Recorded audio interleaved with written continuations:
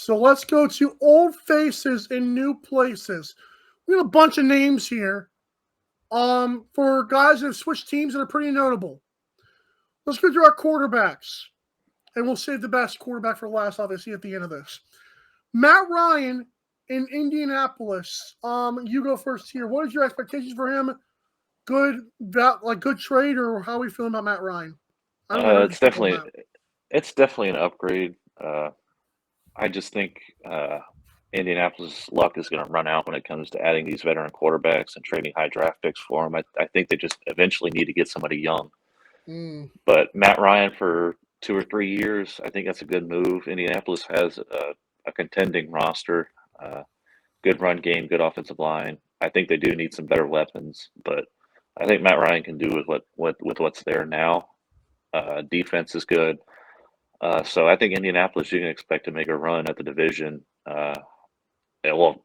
Easily the division. That division is pretty weak, but you can see them make a run maybe for the conference as well, maybe for the AFC. I think that's where Matt Ryan puts the Colts. I actually like that because I actually have the Colts making the AFC Championship, and I know it's way too early, but when we got Carson Wentz last year, I know that he didn't have the best, of hype coming out of Philly, but Matt Ryan didn't have a lot of hype coming out of Atlanta. Like, people outside of Georgia are like, oh, well, he's terrible. Even people in Georgia are like, oh, he's winning a new quarterback. They don't understand how good Matt Ryan's been with the Falcons.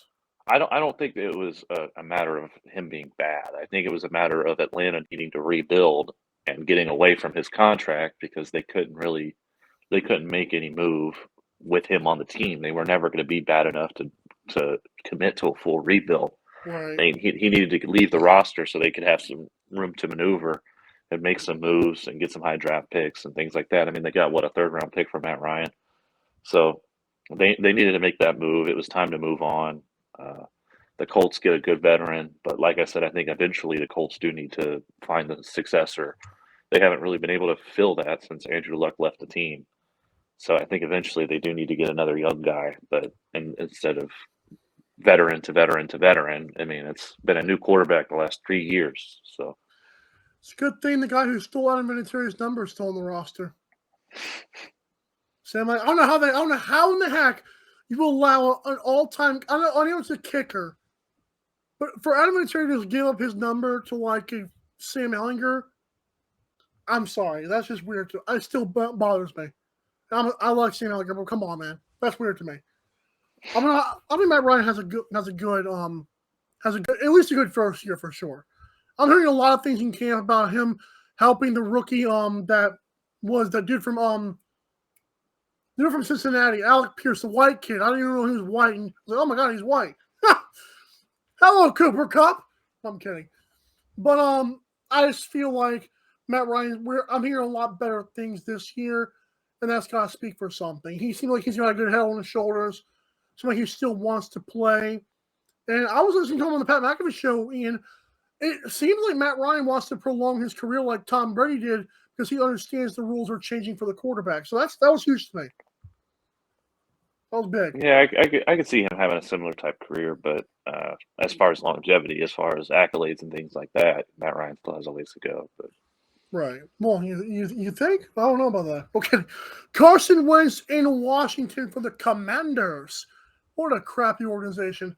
Carson Wentz. So funny thing is, before I even get to that, Terry McLaurin, who I believe is one of the best receivers in the NFL, you've been on his train for a while, but I think when you can plug and play a quarterback and your receivers can still grab 10 balls in the game, that to me speaks volumes about the receiver's abilities, about how valuable they are. He's like DeAndre Hopkins. Plug and play Tim Couch and get 10 catches from DeAndre Hopkins is insanity. So Terry McLaurin apparently was a Colts fan growing up. I found out this morning. You look at his old Twitter, his Twitter account, you see tweets from 2013 and 2014 about him rooting for the Colts. That was pretty cool for me.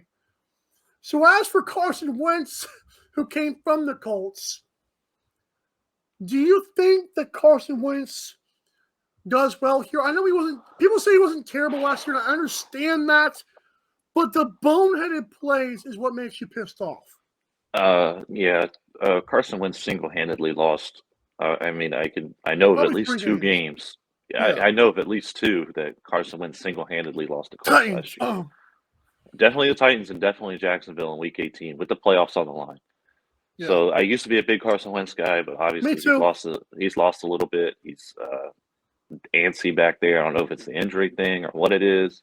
Maybe it's a confidence thing. I'm not sure, but Washington definitely isn't the spot to get your confidence back. I know there's some decent weapons there. I know the backfield looks good. Supposedly. Logan Thomas is a good tight end. O-line, it's okay. They did just lose their best player. So Defense, you hope returns to form from 2 years ago. yeah, defense still has some young talent. Chase Young coming back. There might be a 6-7 win team, and that might be a little bit generous. I like what Dan Orlovsky said. Dan Orlovsky said the perfect place for Carson Wentz to find his confidence and rebuild was Indianapolis. Yeah, didn't have to do anything. If he couldn't do it there, then I don't think he can do it in Washington. I mean, I love Coach Rivera. I love what he's done there, but Washington just is not the place. It's a toxic organization. Yes. I just don't see how Wentz makes them better than a 7.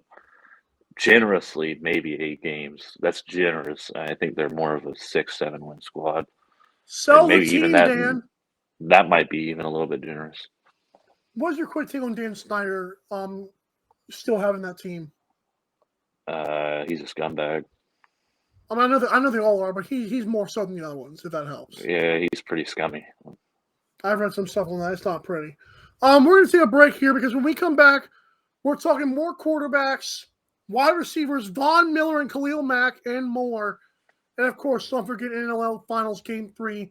It's AM Drive and AM McQuest. We'll be right back.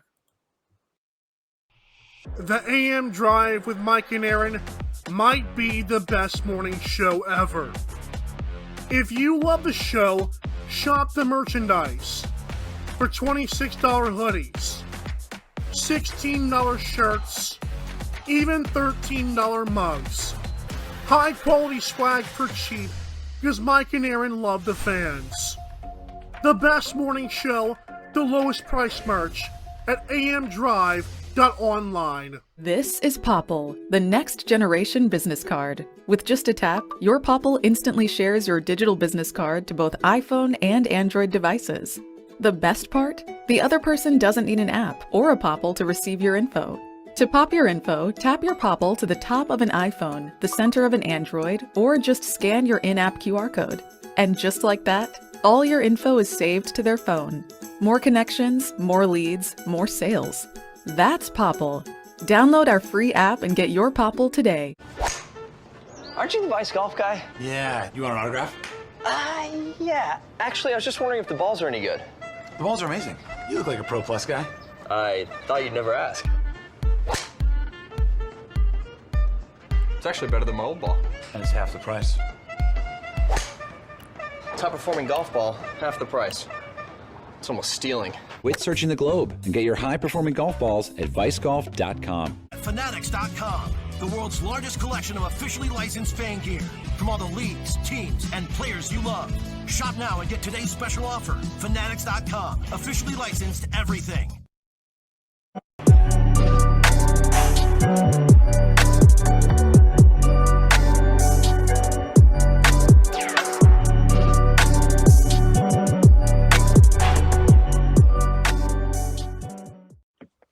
Once again, click the F on MikeandAaronDrive.com and shop Fanatics today.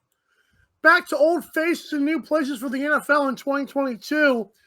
Let's get to Mitchell Trubisky in Pittsburgh. Ian, I just want to say that I like Trubisky.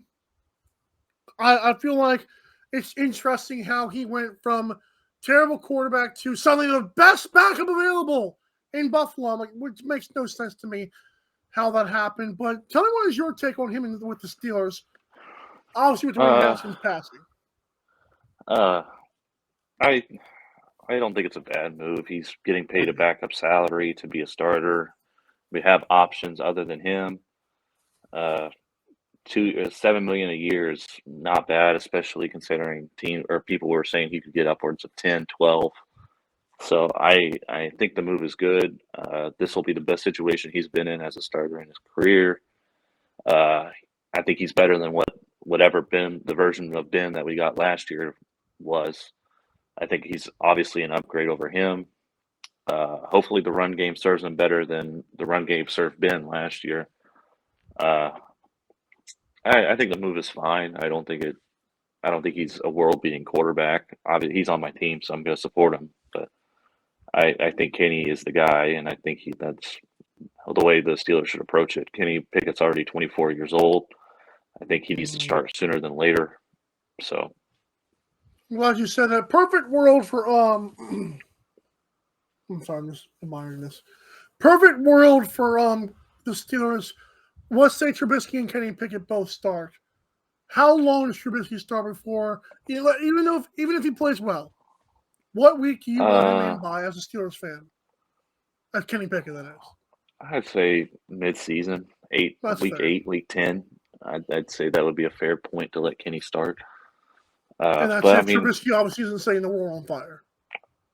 Yeah, I mean, if he's not an MVP candidate or something crazy like that, I'm not expecting that. If Trubisky is that, great, but I'm nowhere near expecting that. Right. And also, we still have on the roster who I'm not high on, but he's certainly not a terrible backup. So there's options there. I've heard good things about Rudolph coming out of minicamp, which got to kind of take that with a grain of salt. It is just shorts and a helmet. So overall, I like the Trubisky move. We needed to add a quarterback. Trubisky was a good, I guess, bridge quarterback, I guess you could call him. So I like the move. Fair enough. Russell Wilson in Mile High. This one to me, I've been on record saying I'm not sure. Because I know that he's obviously upgraded over Drew Lock, and I know Drew Lock's going to be in Seattle, which is fine. Hopefully Drew Lock does well there. But they haven't had a quarterback since Peyton Manning, to be fair. So this seems like a new breath and a new life, and we're here, but then Von Miller leaves and wins the Super Bowl the same year. Von Miller's obviously long gone. You hope that Russ can help Jerry Jeudy and other guys, but Russell Wilson is the first half quarterback. But there's also reports that they limited what Russ could do, and now Russ is going to cook. What is your take? What do you think will happen, at least this early in the offseason? Denver will definitely be a 9 or 10 win team next year. Russ puts them that far. He makes them that much better. Right. The only problem is the rest of the division got significantly better, other than Kansas City. Other than Kansas City, the rest of the division got significantly better. I mean, definitely the Raiders. The Raiders added the best receiver in football, and they made a plethora of other moves. And the Chargers, just as we're going to talk about later, just traded for Khalil Mack. So that team just got better. And they signed J.C. Jackson, and so now they have a number 1 corner and one of the best edge rushers in the league. So I don't know if I think that division is the best in football right now. I think a realistic expectation could be all 4 of those teams making the playoffs. I know it's crazy to think about. It's never happened before, but all 4 teams are that good. I mean, and they all really have top 15, top 12, really, quarterbacks. So I think you can a realistic expectation could be all 4 of those teams make the playoffs. I just don't know if Denver is better than Vegas or the Chargers, and they might not even be better than Kansas City. I feel like out of the teams that didn't get, obviously Kansas City, if let's say all of those teams had not added anybody, and they all lost somebody, like let's say Kansas City still lost Tyreek Hill. I feel like Kansas City, because they have Patrick Mahomes, because they have Andy Reid, that duo, they can afford to do that more than the other teams who got better anyways. I feel like if the Raiders had not gotten better, if the Chargers had not gotten better, and if the Broncos had not added Russell Wilson, but the Chiefs were most well equipped because they have those 2, right? Maybe, but I mean, we got to think about the Raiders made the playoffs last year with the roster they had, and the Chargers were 1 game away from making the playoffs. So, or really, they were a tie away from making the playoffs. So, don't remind me of that one. That division was Horrible. already good. That division was already very good. Could have had 3 playoff teams last year, and now they've gotten even better. And Kansas City, I don't think has added enough on defense to stay at the top, or firmly at least. And I Fair think enough. losing Tyreek Hill is a huge blow to that offense. And only replacing him with a rookie and Juju Smith-Schuster, I don't think that's enough to fully replace what Tyreek Hill brings in offense. Fair enough. Devontae Adams in Vegas. Let's stay in the division here. I like this move. Obviously, the Fresno State connection is what probably sold this for a lot of fans. But there's expectations now for Derek Carr for probably the most he's been in his career. You think? Yeah, like I said earlier, Devontae Adams is the best receiver in football, and anytime you can add a player like that, it's pretty substantial. I think the Raiders were a playoff team last year, and they're definitely going to be a 12 win team this year. Wow. Defensively, I think they're good enough to win 12 games. Offensively, they had a good offensive unit last year.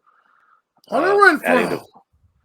Having the duo of Renfro and Devontae Adams with Darren Waller coming back healthy as well is going to be huge. That team's going to be very good. It's going to be a lot better than people, I think, are predicting.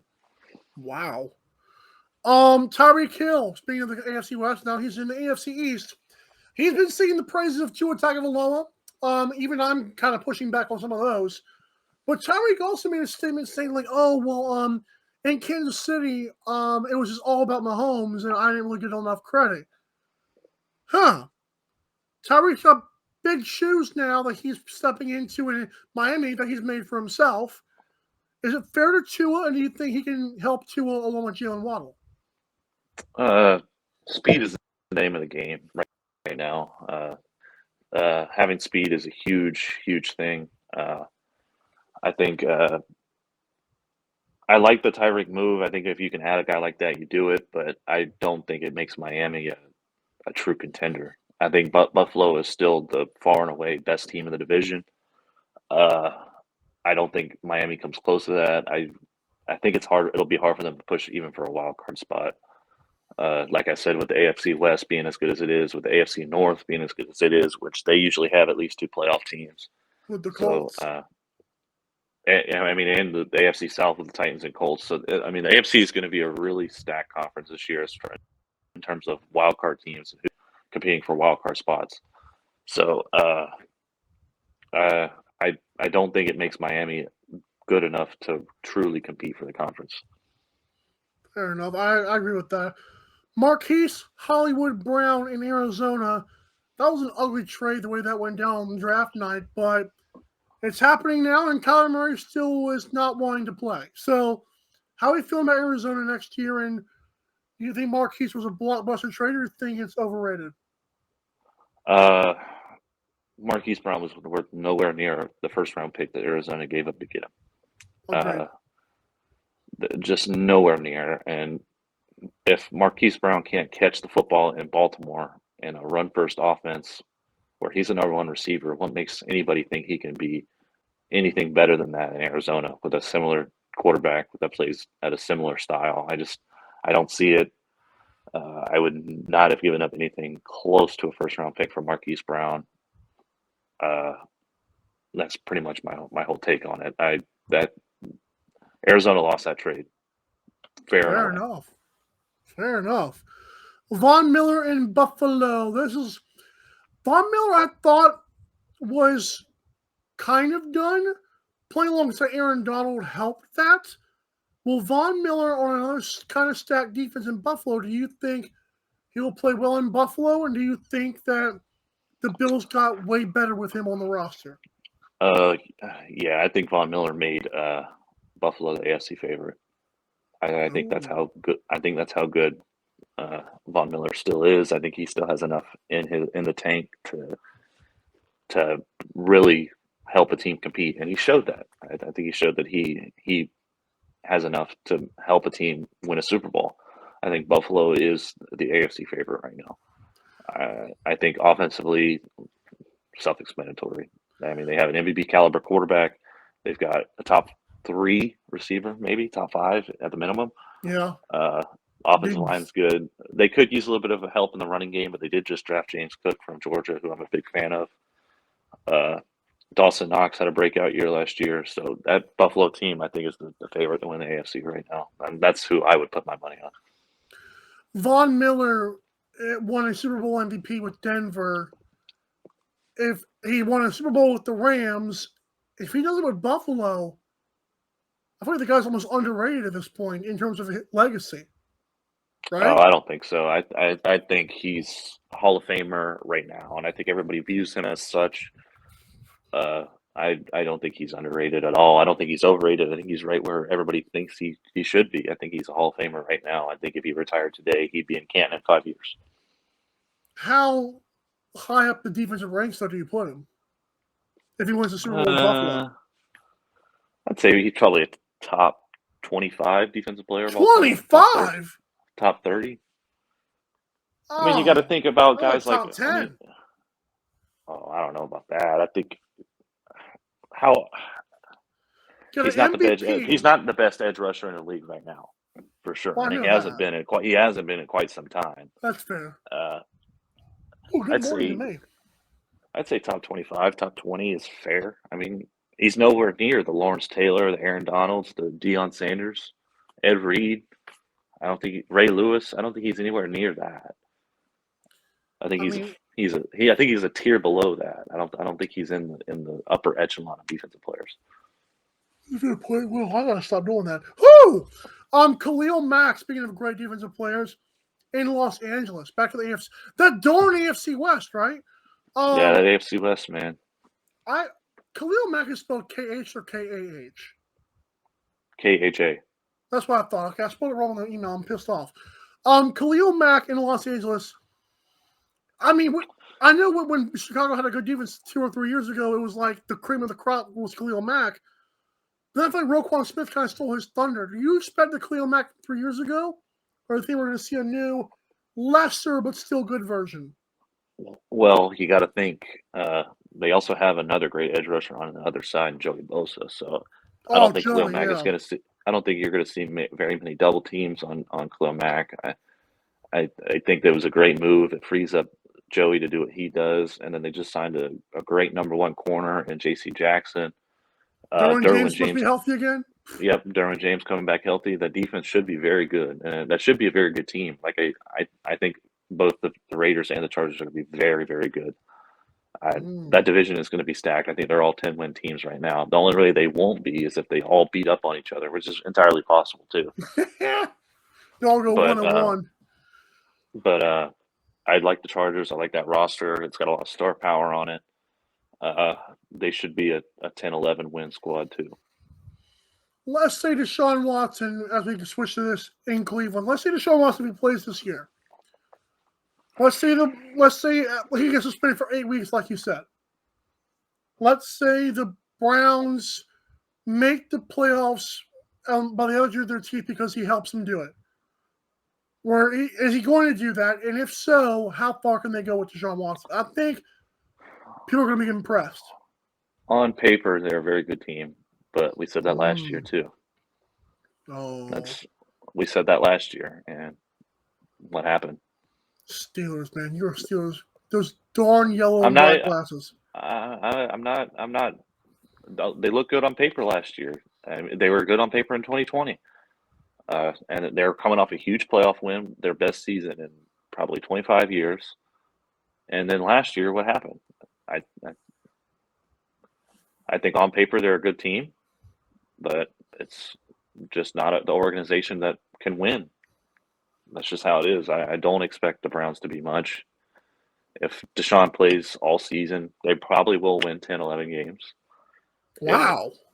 If he doesn't, if Jacoby Brissett plays all year, they're going to be an 8 or 9 win squad at best.